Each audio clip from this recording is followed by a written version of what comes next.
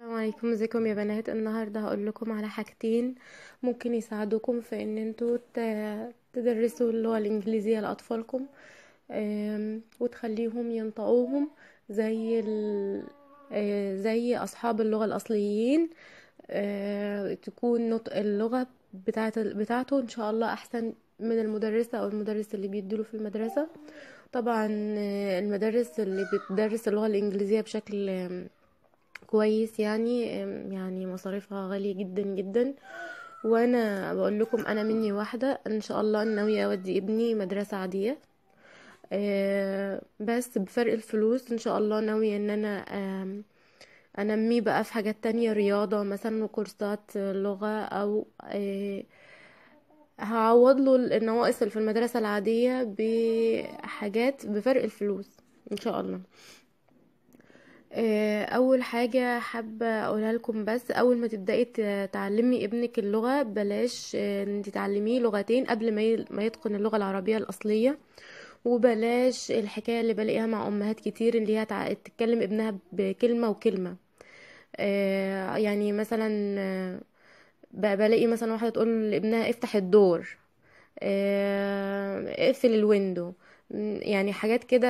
يعني ايه، كملي الجملة. يعني لو انت عايزة تكلمي انجليزي بقى وتلغي عربي، كملي الجملة. ولو انت عندك القدرة انك تكلمي انجليزي كله كله انجليزي، انما كده العيل صدقيني هيتوه، لا هيتعلم عربي ولا هيتعلم انجليزي، وفجأة ممكن تلاقيه سكت خالص ولا بينطق عربي ولا انجليزي. أم، اول حاجه احب انصحكم بيها منهج جولي فونكس. المنهج ده حلو جدا، هنزل لكم ان شاء الله روابط. انا نزلتها على صفحه الفيسبوك بتاعتي وعلى جروب الفيسبوك بتاعنا. بس هنزل لكم الروابط ان شاء الله في الديسكريبشن بوكس، اللي فيديوهات كتير ما شاء الله. في واحده منزلاهم بطريقه حلوه يعني، وعاملاهم تقريبا على 6 حلقات. عامله الفيديوهات ازاي انتي كأم تدرسي المنهج ده لاولادك. ومنزله كمان روابط للكتب اللي هي اعتمدت عليها في الشرح المنهج ده. هو المنهج ده الكتب بتاعته غالية، اللي انا عرفته يعني ان هي غالية، بس انتي ممكن تشتريها من على آه، جروبات فيسبوك بتطبعها يعني بطباعة معينة، وبتباعها بأسعار قليلة خالص عن سعرها يعني الأصلي. المنهج ده حلو، أنصحكم بيه.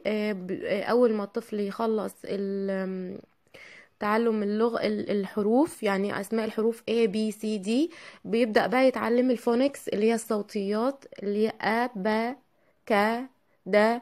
دي اللي هي الصوتيات بقى، يبدأ يتعلم الفوناتكس عشان ينطق الكلمة صح، عشان يعرف يقرأ وينطق صح. تاني حاجة حابة أقولها لكم، ممكن طريقة تساعدك جدا في ان انت تعلمي ابنك ينطق نطق ويبقى نطقه حلو جدا.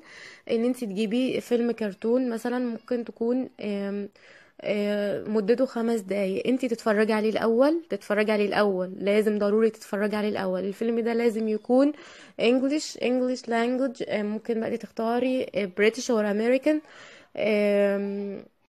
اتفرجي على الفيلم وتأكدي ان هو مفيش فيه اي مناظر مش مناسبة للأطفال، لان في من افلام ديزني بيكون فيها في الاخر مناظر مش بتاعت اطفال خالص يعني. اتأكدي ان الفيلم خالي من الموضوع ده. او لو الفيلم عاجبك وفيه بعض لقطات، ممكن انتي تنزلي الفيلم وتعملي له مونتاج من على اي برنامج مونتاج، وتقطعي الحتت اللي مش عاجباكي. ضروري قوي النقطة دي يا بنات، لازم تعملي مونتاج للفيلم لو الفيلم فيه أجزاء ما ينفعش تتعرض على أطفال. تاني حاجة هتعملي بقى معاكي ورقة وقلم، وتحاولي ان انت تكتبي السكريبت بتاع الفيلم ده، يعني تكتبي السيناريو بتاع الفيلم وانت تقطعيه جمل. وانت طبعا لو انت ما انتش وتترجمي الجمل دي، وتشوفي وتعيدي كذا مرة الجملة دي بتتنطق ازاي. آه، وبعد كده انت طبعا هتترجميها لو انت ما انتش فاهمه يعني معناها، هتترجمي السكريبت ده. وبعد كده تبداي تفرجي ابنك على الفيلم ده،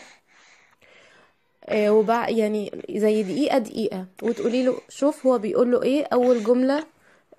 هيبقى الفيلم عباره عن محادثات. آم، هتقطعي الجمل وتخليه ينطق زي ما الفيلم بينطق.